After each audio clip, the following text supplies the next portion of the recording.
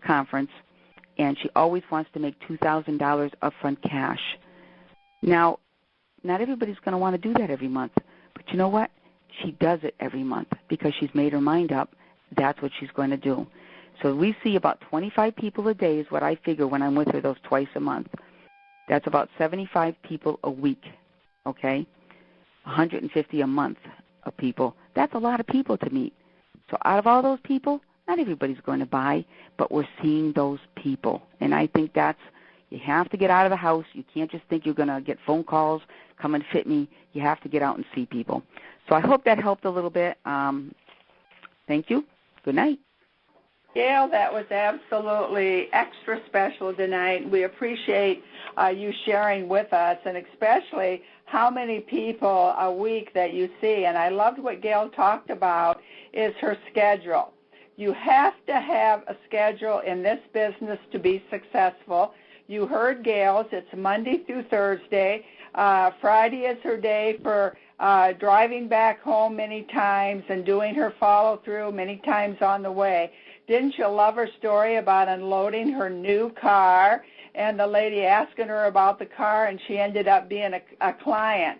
So you cannot talk enough and find a way to share what you do with other people.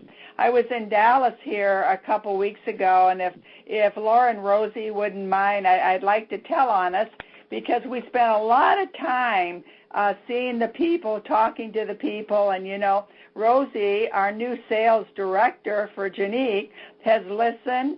She had fit a few people. She had watched the tape of Phil over and over and over. But until you get out on the grounds where you're talking to a lot of people, and I was going to say on the firing line, you really don't know what this business is all about. And as Rosie and Laura spent time with me, we each made phone calls to different type people.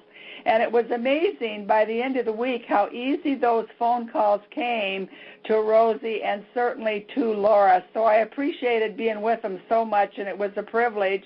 And Laura, I would like to say what an honor it is for me to be able to spend time with you and work with you and see your talents in action. And Laura's been a corporate person for many, many years and decided she was tired of seeing the field make all this money. So Laura decided to join us in the field, and I'm so proud of her because I happened to be the one there to have dinner with her, and we got talking about it, and she called Phil and had a great conversation and decided why not try the business. So Laura tonight is going to share with you the other side and how exciting being in the field really can be. So, Laura, we want to welcome you, and we know that what you're going to share tonight will be very important to us growing in the business. Laura, come on. Hi, Nancy. Well, thank you so much for that, and I just want to say how excited I am to be back again with the company on the other side and having a chance to talk to many of the people I've missed for the past 5 years. Can't wait to see you all in Disney World. Anyway, so Nancy's asked me to talk about the key to success is seeing the people. And really, I've only been an active consultant now for about 2 weeks, so I'm not the expert. But as Nancy said, I do have years in direct sales on the corporate side, actually 17 years. And between what I've experienced in the last few weeks and my experience about writing about what we should do, I truly believe that if you're not out there seeing the people, not much is going to happen. And when I think of seeing the people, what I mean really is connecting with people, whether it's face-to-face, over the phone, or sending emails, letters, postcards. It all starts with a personal connection. You have to let people know what you do, because if they don't know, nothing will happen. You have to make plans to make this happen, too. I recently heard Belinda Ellsworth, who's a speaker in direct sales, say she gave a half-hour presentation, and the one thing that stuck with me was when she said, random acts bring about random results. And that is totally true, because if you're not doing something specifically, you can't count on the results. But anyway, from a new person's perspective, I'd like to share a little of what I've done since becoming a distributor. First off, I was at the dentist office, and in between the goggling and the pokes and jabs, I told the hygienist that I was starting my own business, and she asked me what, and I told her custom fit bras and shapewear.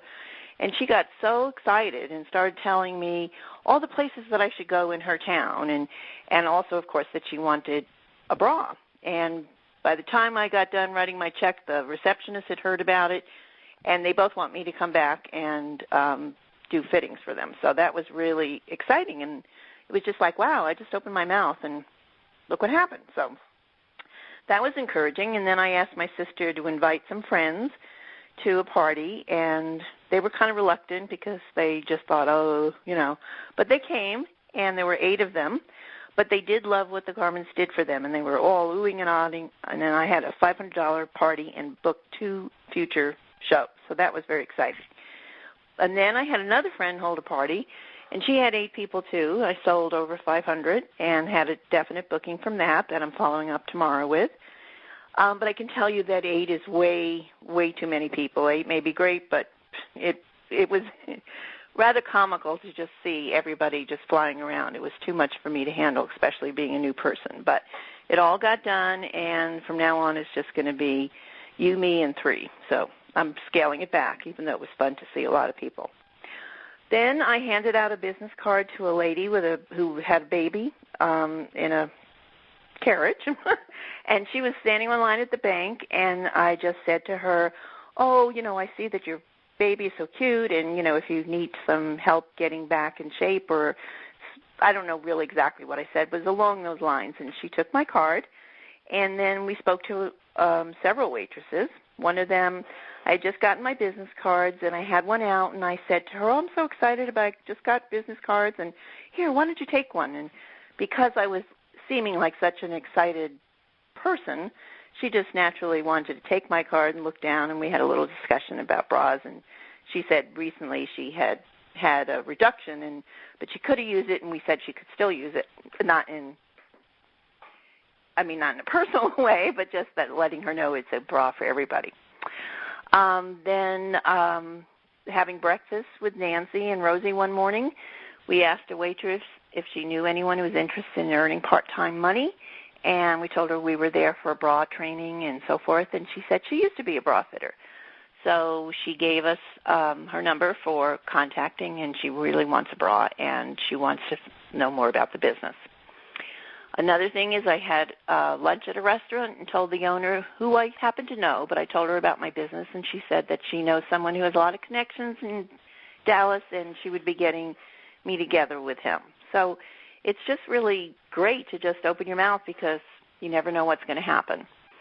And finally, I also have a friend who I told about this business, and she has a friend who sells expensive clothing to wealthy ladies, and I figure if they can buy those expensive clothes, they need to look their best in them. So she's going to hook me up with her. And finally, connecting with people through Facebook, even though I really don't really know what I'm doing on Facebook, but I'm learning. And in their private messages, not really on their walls, I'm letting them know what I'm doing, and I figure sooner or later this will lead to something. So you can see that opening your mouth and telling people what you're doing pays off. But the trick, I think, is to continue this momentum and not get complacent. It's easy to bask in your wasn't that great, but, tomorrow is another day, and you have to have some planning, as Gail said, to keep going forward. So I also find reading motivational articles is always helpful to me.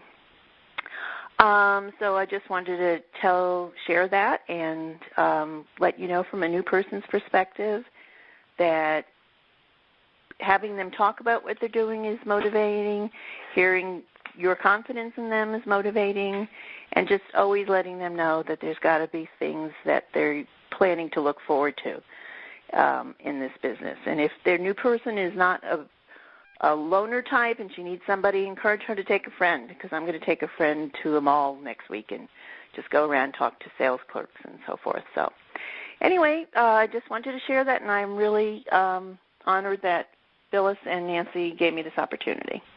Thank you so much, Laura. What a great, great job, because that gives you the perspective from a brand new recruit's view in regards to being in the field.